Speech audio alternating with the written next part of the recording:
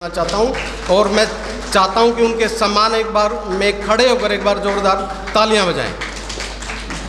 Doctor R फुलिया। Please सभी बैठिए। आप सबका बहुत बहुत धन्यवाद। आज का ये जो कार्यक्रम है उसमें सबसे पहले मैं आपको बहुत बहुत अभिवादन करना चाहूँगा कि आप इतने लंबे समय से और इतना मन लगा करके बैठे हैं। सभी वक्ताओं को आपने सुना है। हमारी इच्छा थी कि कुछ और वक्ता भी हमारे आज की सभा में थे तो उनको भी हम सुनते, लेकिन हमारी अभी जो आयोजन की चीज़ें हैं उनमें अभी बेहतरी करने की ज़रूरत है, क्योंकि हम लोगों का इकट्ठा होना जो होता है उसमें काफ़ी समय लगता है। हमने 10 बजे का समय इसी कारण दिया था कि अगर 10 बजे हम सब इकट्ठे हो जाते हैं और हमारा अपना बात का कहना शुरू हो जाता है तो हम अब तक अधिकतर लोगों को समय दे के, खुला समय दे करके अपनी बात कर पाते और गोष्ठी की और ज़्यादा एक तरह से सकारात्मकता कहिए या उसकी उपयोगिता बनती।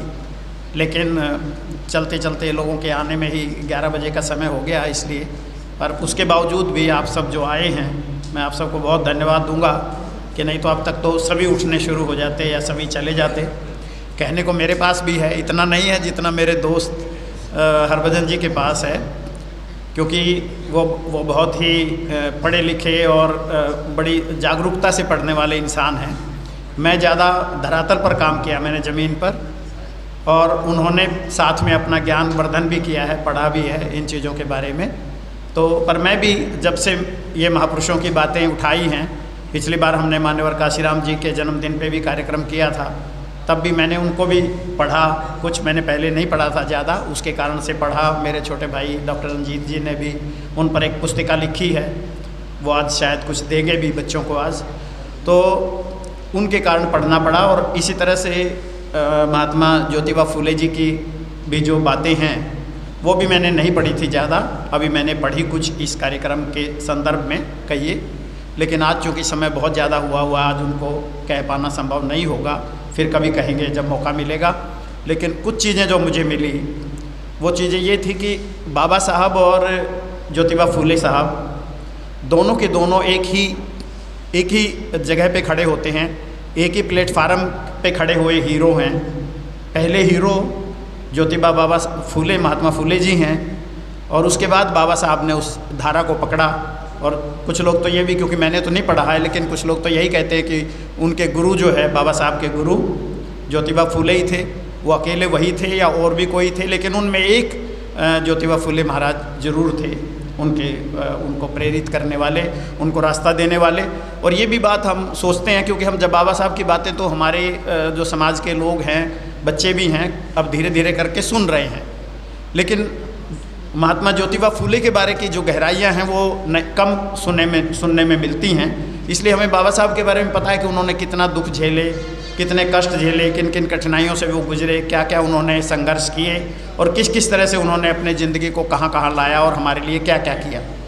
मैं समझता हूँ जो बाबा साहब ने किया वही महात्मा फूले ने भी किया। इनफैक्ट शुरुआत करने वाले वो थे, क्योंकि जब मैं उनकी ज़िंदगी को पढ़ के देखा तो वो कम पढ़े लिखे रहे, वो विदेश में भी नहीं गए, लेकिन उसके बाद भी जो उन्होंने काम किए वो बड़े क्रांतिकारी हैं। उन्होंने जो अपना पहला स्कूल खोला विद्या का, वो खुद बड़े विद्वान नहीं थे, मेरा ख्याल 7वीं क्लास तक पढ़े, शायद पहले 4वीं तक, 4वीं क्लास तक पढ़े। फिर पंडितों ने बहका करके उनके माँ बाप को, उनको फिर फूलों की खेती में लगा दिया।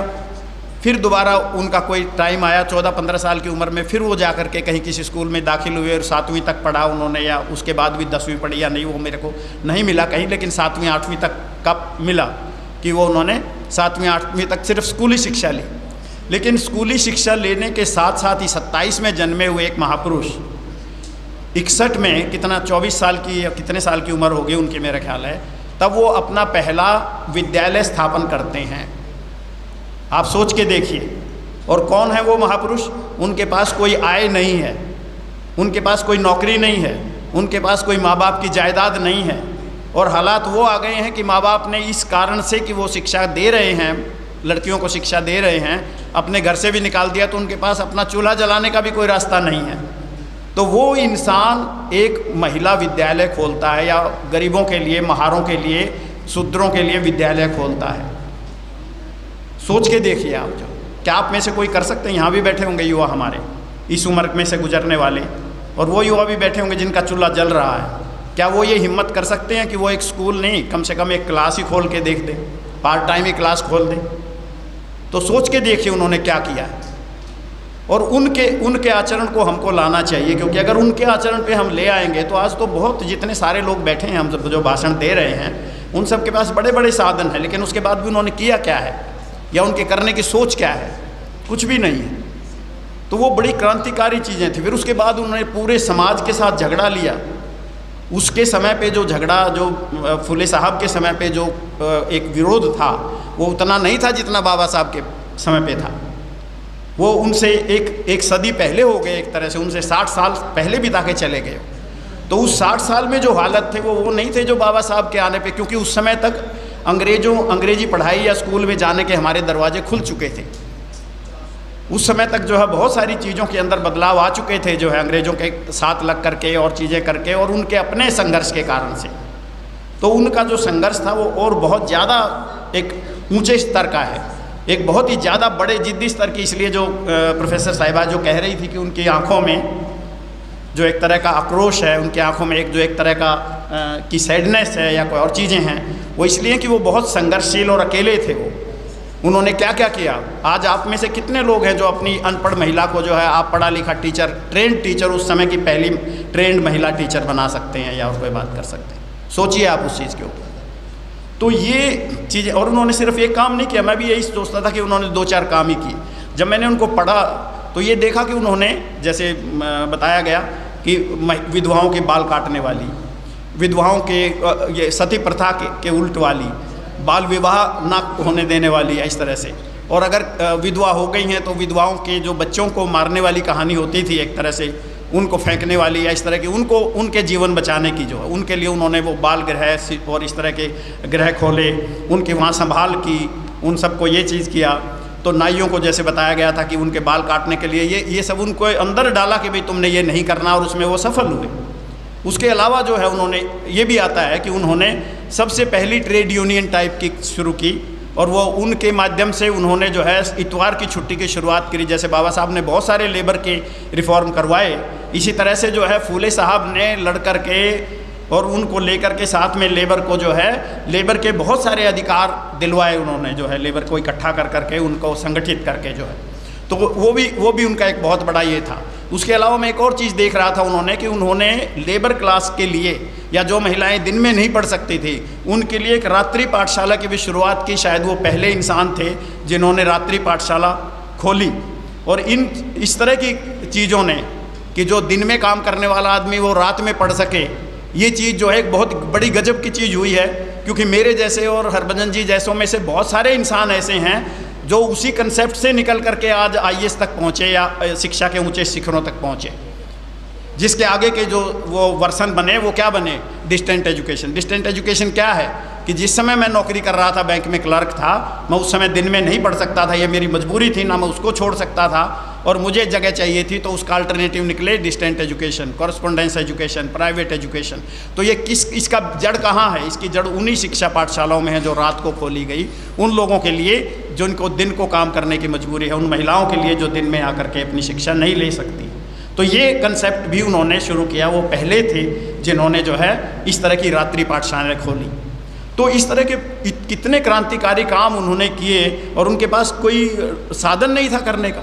मेरे पास तो एक मेरी पेंशन है, तब भी मेरे को मुश्किल होता है कि 1-2 कार्यक्रम जो करने होते हैं, या छोटे मोटे कुछ लोगों का सहयोग करना होता है। सोच के देखिए आप उनके लिए कि उनके सिर के ऊपर कितना बोझ होगा, अपना है, अपना सब चीज़ों का है, और उन्होंने क्या क्रांतिकारी काम किए। तो मैं समझता हूँ जो आप लोग बैठे हैं और जो हमारे ये बच्चे हैं, आप अपने बच्चों को इन चीज़ों को अगर नहीं बताओगे, उनको अगर ये सीखने का मौका नहीं मिलेगा। और सही बात कही है हरभजन जी ने कि बाबा साहब तो कहीं थे नहीं, अब भी बहुत ज़्यादा जगह नहीं है, और हैं भी तो हमारे में से पढ़ते कितने हैं? जो लोग हमारे माइक पे आकर के भी बोलते हैं ना, वो भी कितना पढ़ कर के आकर के बोलते हैं, या वैसे ही बोलते हैं?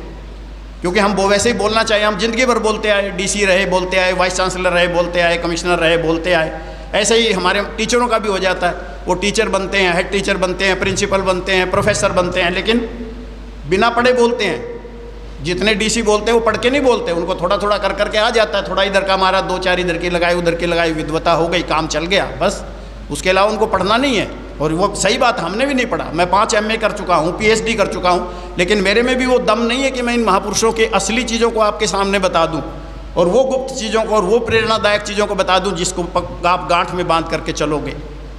तो ये जो साहित्य का पढ़ने की ज़रूरत है, इसलिए ये आप सब की काम है कि आप सब बच्चों वाले हो। मैं तो परिवार वाला नहीं हूँ, आप सब परिवार वाले हो। आपका ये दायित्व बनता है कि आप अपने बच्चों को ये चीज़ें पढ़ाएं, उनके लिए ये पुस्तकें लेकर के जाएं, खुद भी पढ़ें और पढ़ करके उनके साथ चर्चा करें, उनको इस चीज़ के लिए प्रोत्साहित करें। और जो और बच्चे हैं आपके पड़ोस के, कोई गरीब हैं, आपके रिश्तेदार हैं, आपकी बहन का बच्चा, आपके बुआ का बच्चा है, आपका ये है, जिनके पास साधन नहीं है, उन बच्चों को आप पुस्तकें लेकर के वो दें, उन चीज़ों तक उन तक पहुँचाएँ और ऐसे रास्ते बनाएं कि वो आकर के यहाँ बैठ करके सुने। अगर नहीं पुस्तक पढ़ सकते तो 2 घंटे कभी ला करके, क्योंकि हमारा लक्ष्य इन चीज़ों को करने का यही, आप बूढ़ों को नहीं पढ़ाने की बात है। हम चाहते ही हैं कि यहाँ बच्चों की सभा हो और बच्चों की गोष्ठी हो और बच्चे ही बोले, क्योंकि इसमें कोई ऐसी रॉकेट साइंस नहीं है कि जो मैं बता रहा हूँ या जो हरभजन साहब ने बताई वो ये बेटी नहीं बता सकती थी। सिर्फ इतना ही है कि इनको समय देने की, इनको साधन देने की, इनको साहित्य देने की ज़रूरत है। तो ये बच्चे भी हमारे से ज़्यादा बेहतरी से उन चीज़ों को हमारे सामने ला सकेंगे अच्छे तरीके से, और ये प्रयास हमको करना चाहिए। हमारे भी लिए लक्ष्य है, आप इसमें सहयोग करिए और इसमें सबका सहयोग चाहिए। और ख़ासकर जो विद्या से जुड़े हुए लोग हैं, जो यूनिवर्सिटीज़ में हैं, जो टीचर्स हैं, स्कूलों में हैं, मैं समझता हूँ उनका तो सबसे ज़्यादा बड़ी फेल्योर है कि जिनका काम ही विद्या के लिए है, वो खुद भी नहीं पढ़ रहे हैं, अपने बच्चों को भी नहीं पढ़ा रहे हैं, दूसरे जो उनके जिन बच्चों को वो पढ़ाते हैं उनको भी ये चीज़ें नहीं दे पा रहे, अपने समाज वालों को भी नहीं दे पा रहे, दूसरे वालों को तो छोड़ो। पर जो ये बातें दी गई हैं, जो बाबा साहब करके गए हैं, जो फुले साहब करके गए हैं, वो सिर्फ हमारे लिए नहीं है, ये कोई एक दलित समाज के लिए ही नहीं करके गए हैं। उन्होंने उनसे ज़्यादा तो और समाजों के लिए किया। जैसे हरभजन जी ने बताया कि उन्होंने जो किया वो ब्राह्मणों के लिए भी किया।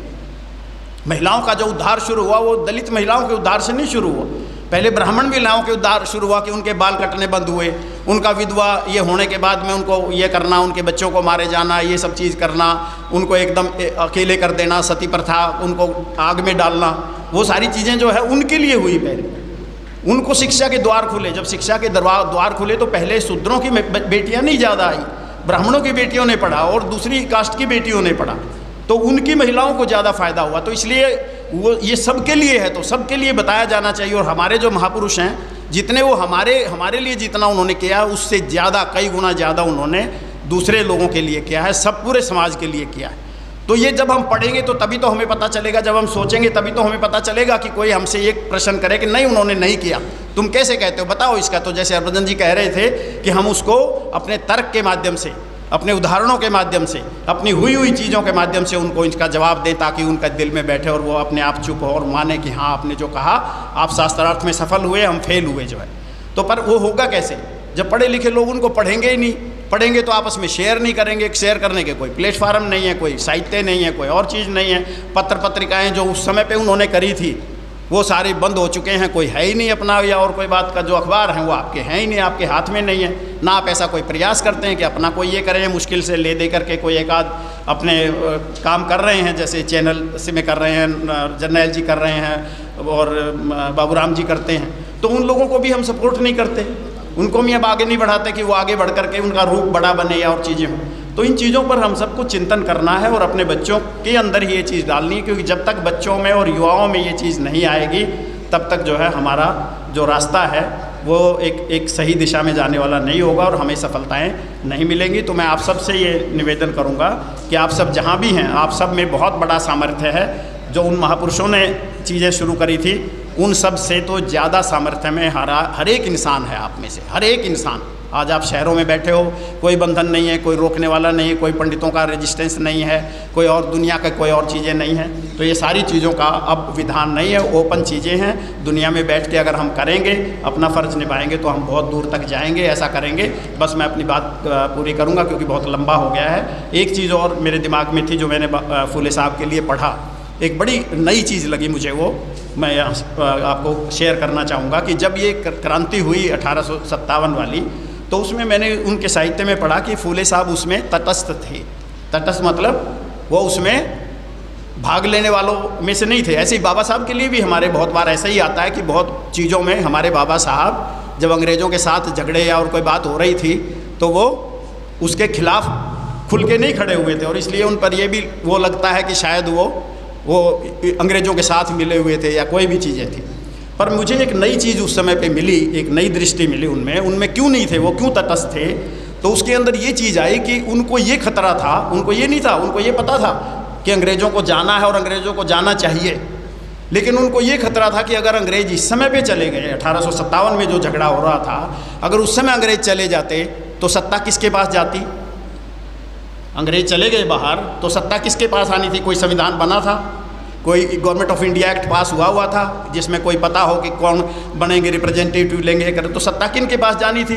वही पूना के जो पंडितों का राज था या कोई और जो जमींदार थे या जो और राजे थे, रजवाड़े थे, वो किसके थे, कौन थे, उनके क्या नियम थे, क्या चीज़ें थी। तो अगर उस समय अंग्रेज चले जाते तो वापस वही टैरनी वाला राज आके खड़ा हो जाता।